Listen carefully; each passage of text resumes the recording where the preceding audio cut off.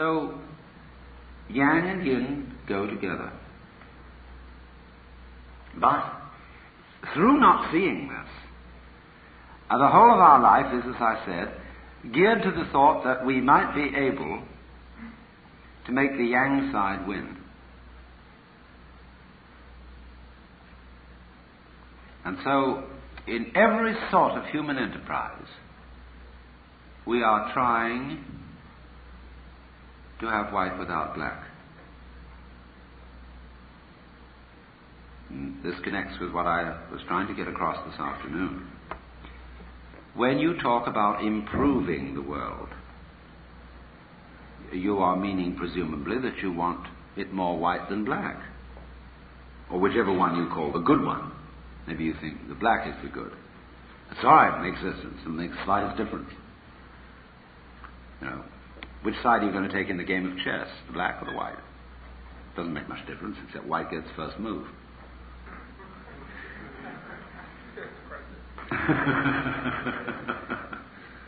No, I'll always wait to see what you're going to do.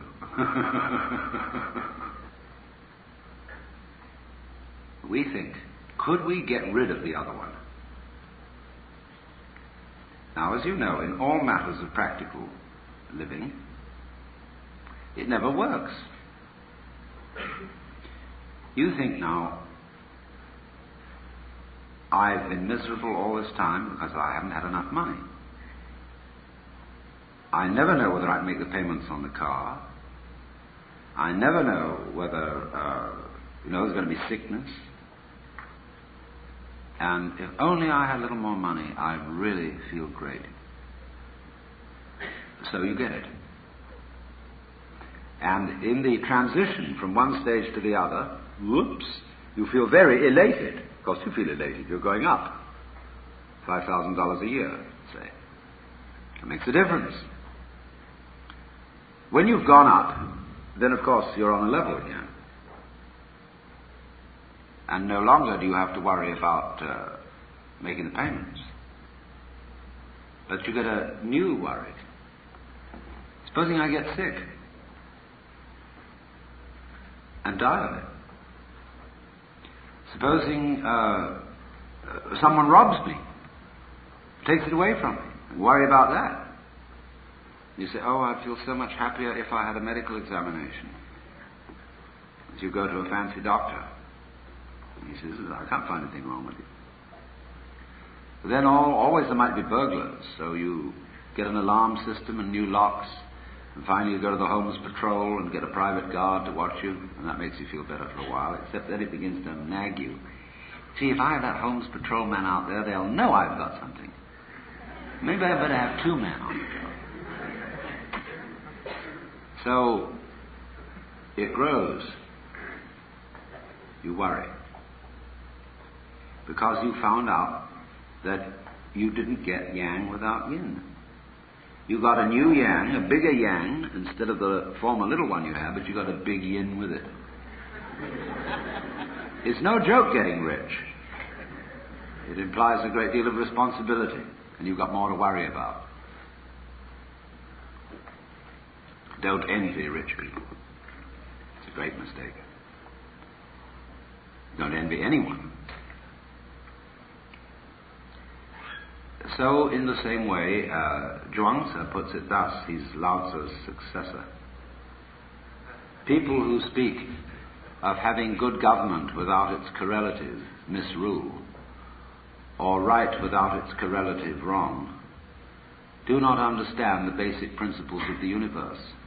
One might just as well speak of having yang without yin, and such people must be either knaves or fools. Of course, how would we know we were wise unless there were knaves and fools?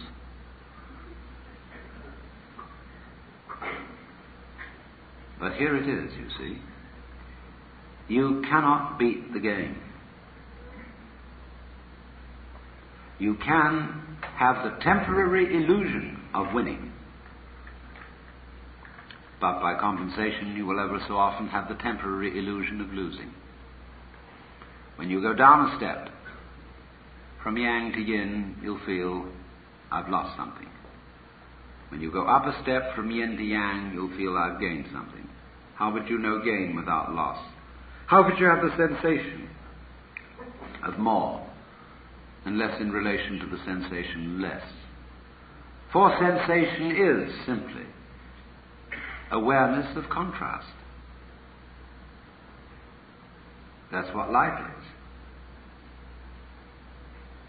Now, if we realize that, we get the same feeling of frustration as I wanted to give you this afternoon in trying to make it clear that so far as the improvement of ourselves and of the world is concerned, there's absolutely nothing we can do about it. And this is simply another way of saying the same thing. You cannot have more yang than yin.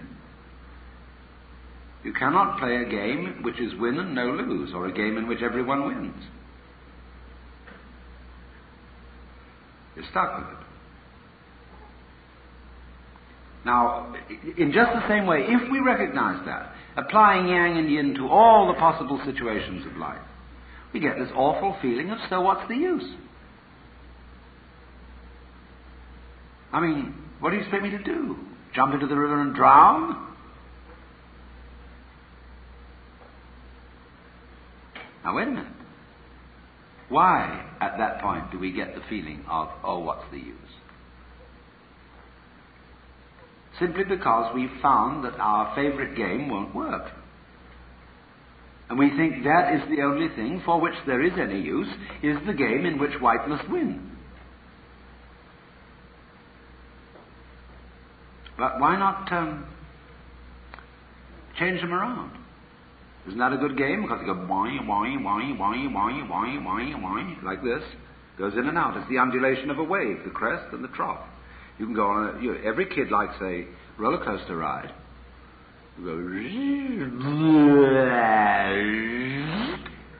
it's great.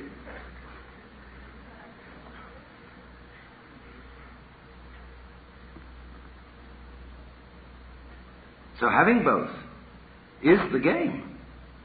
See, it's no game. What we think is the game isn't a game at all. To win all the time. Win, win, win. That's no game. Because the game is always the hide and seek.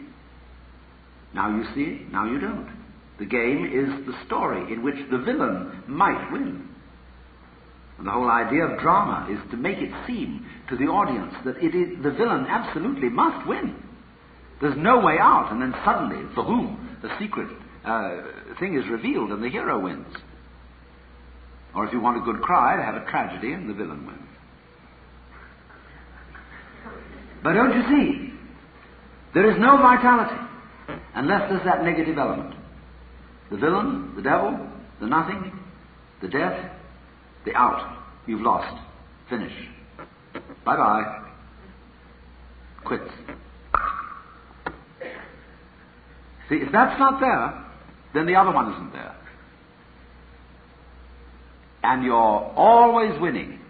Supposing you sit at home with your wife and you play cribbage. Lots of married couples try to forget holy deadlock by playing games.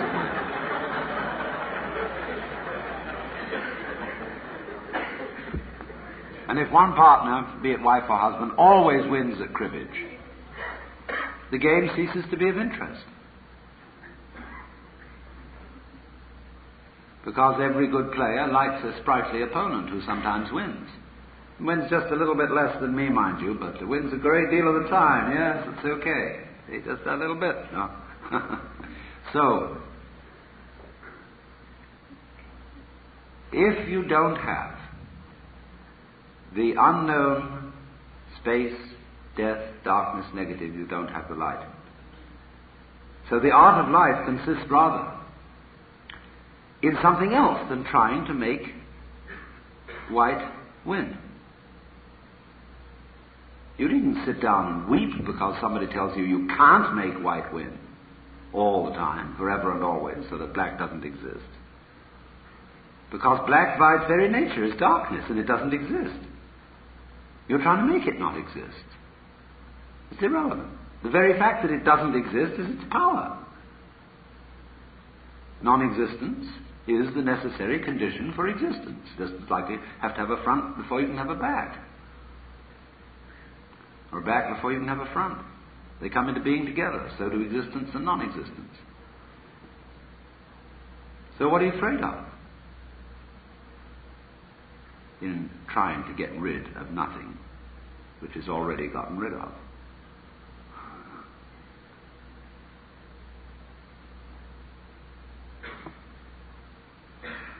So we think,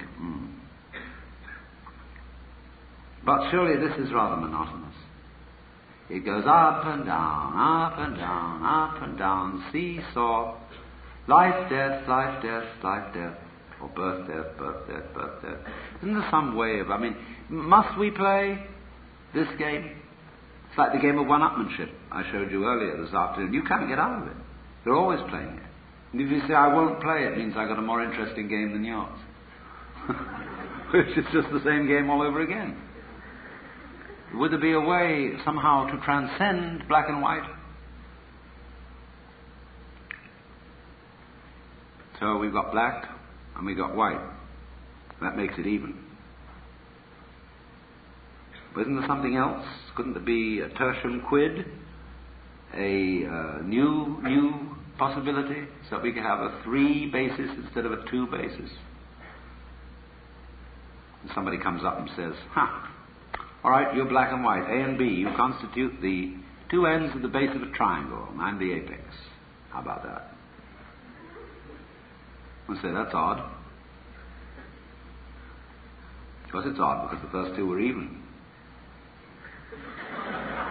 When something happens, that's 1, and that's odd. See, it's odd that anything should have happened. Very odd. It's queer. Would it have been easier for there to be nothing? But then something happened. So then they said, that's odd. Then they recognized there was something and nothing. And then they said, all right, that's right, we're even.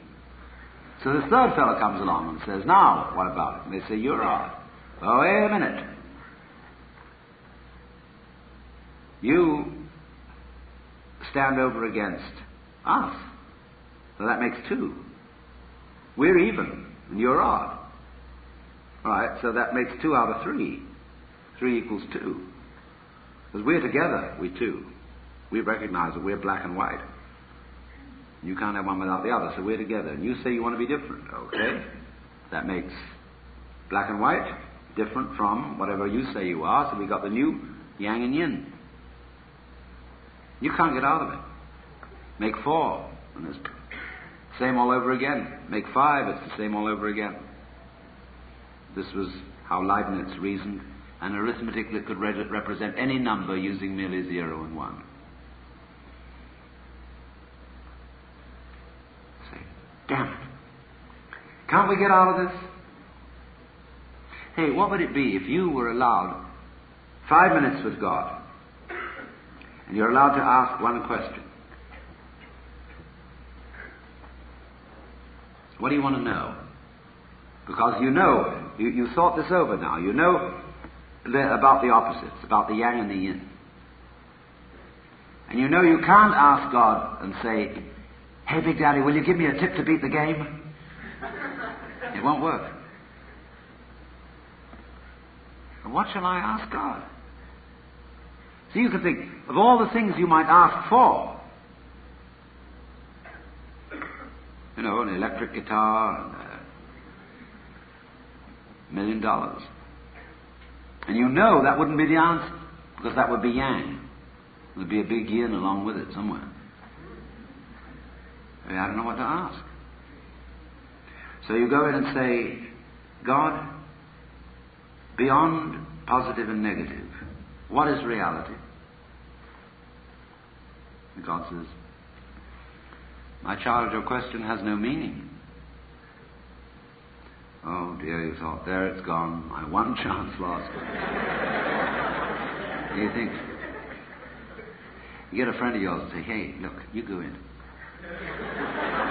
And tell me what he says. You ask him, what question should I ask you? He goes in and says, oh God, what question should I ask you? And God says, so you do want a problem.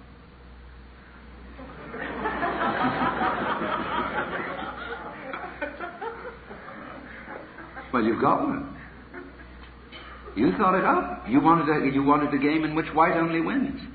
There's your problem. You made it up. You had to have that problem. Because otherwise, if you don't have a problem, you wouldn't know you were here.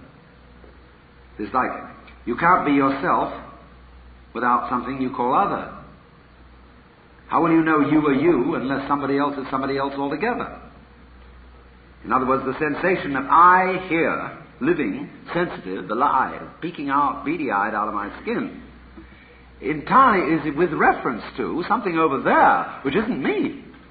I don't know what it is, but it works all by itself, and this, you're pretty scared of it. And there it is. And I can't have this feeling without that feeling. So there's the same hocus-pocus going on here. If I can't feel me without having other, that's exoteric. Esoteric means I am the other. They're inseparable. How can you have self without other? How can there be other without self? You other on me, and self on yourself. I self on me, and other on you. But you can't, as it says, you can't have one without the other. Yang and yin. So in the same way, I say, well, this other, I'd like to manage it. I'd like to control it. Now, I don't know all these people around messing up my life. I don't want them to be that much other. I'm going to fix you. Then I get on a power kick. And there are all kinds of power kicks, let me warn you. It's not just politics and economics and business.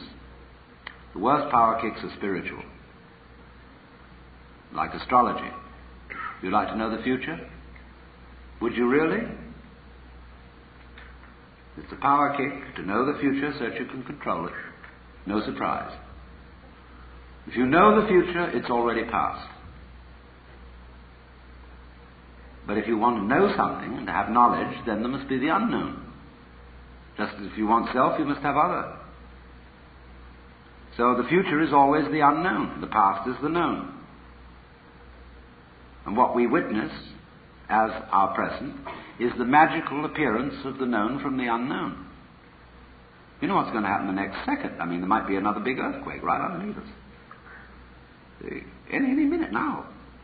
Or the Russians might decide to release the A-bomb. Any minute. You would have a heart attack, drop dead. You don't know what's coming. Well, relax. Then watch this thing happen. It's incredible. Just watch it. You, it, self, other, it's this vibration going on.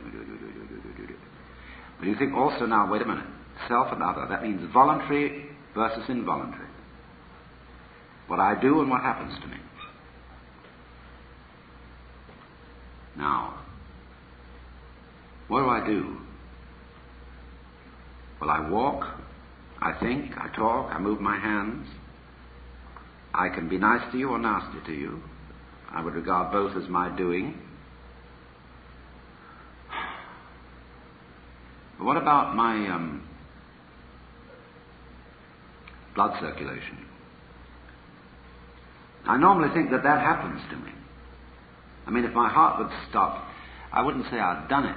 I would have said that it happened to me. But Buddhists will say, your heart stopped, that was your karma.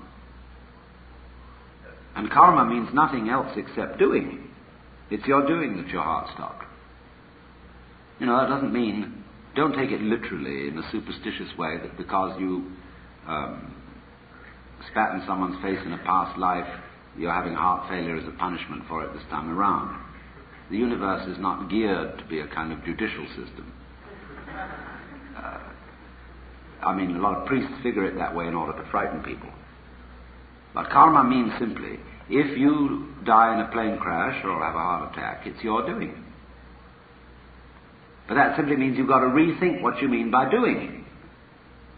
Now, I've already proved to you that black is white. So now I'm going on to prove to you that what you do is what happens to you, and what happens to you is what you do. Because you can't tell the difference between doing You can't tell what you mean by doing unless something happens to you to contrast it with, and vice versa. You can't say of something that happens to you unless it feels different from something you do. Now let's take a look at our breath. Are you doing it, or does it happen to you? If we do a breathing exercise, you can feel I'm doing it. I'm breathing in just as I might raise my hand. But after a while I breathe out. I feel I'm breathing out. And I can forget all about it, and it goes on. And it happens to me. That's why in yoga means union, joining. Same as the Latin jungere. Why in yoga you breathe. Breathing is the main thing in yoga. Because it's to teach you that there's no difference between what you do and what happens to you. You learn that through breathing. You can make the very best breath. See, we get into Christian terms here. The Holy Spirit means breath, see? Spiritus in Latin, pneuma in Greek, ruach in Hebrew. Breath. Now, there's ordinary breath, when you know, most people's normal breathing. Or forced breath, when when people try to sing and their voice is forced. But then the next breath is called Holy Spirit, holy breath. That's when the breath is no longer forced, it happens. When it's nirvana breath, blow out, same thing as Holy Spirit. And then that, you see, that unforced one.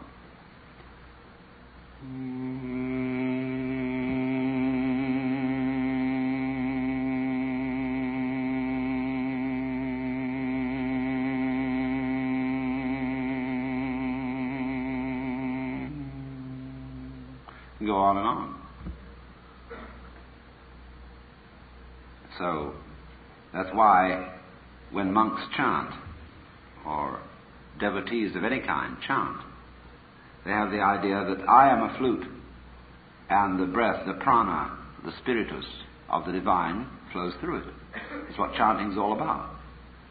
Make yourself a tube for the divine wind. But that also means realize the unity of the voluntary and the involuntary. That's really what's meant by doing the will of God. Do the will.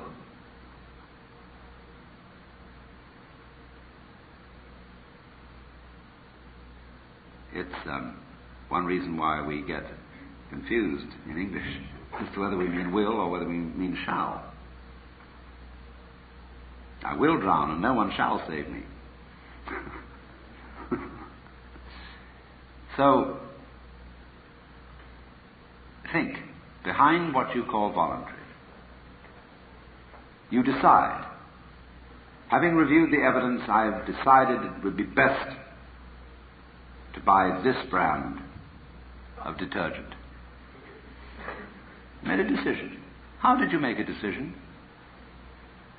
Well, I reviewed the evidence, I added up the price, and I came to the conclusion. Yeah, I know all that. But how did you work the machinery?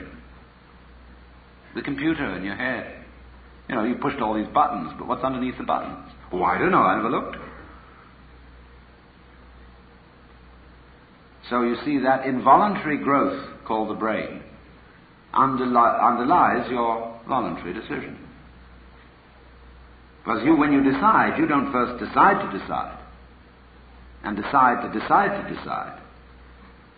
You just decide, but that means there's something else behind it. Well, you think that's terrible, because if what I do happens to me, and it isn't really doing at all, then I'm in a fatalistic scene. Yes, but I said, on the other hand, what happens to you is what you do. It works equally that way. You have an earthquake. And the thoughts in your head drift about like clouds in the sky. But he can't do anything. So in the same way, this whole strain, the futility of the strain to make right win and to improve the world, that entire futility, the frustration of it is what you mean by I. Now it goes. It won't work, and the I collapses. Everybody is terrified of this happening. Suddenly finding out that you don't have an ego. Heaven preserve me from that, because I've been building up this personality of mine all these years. I've been very carefully nurtured this personality. You tell me it doesn't exist? No, because your personality is a phantom even more insubstantial than your body. Personality is a work of art. It's like music, which vanishes as soon as it's played.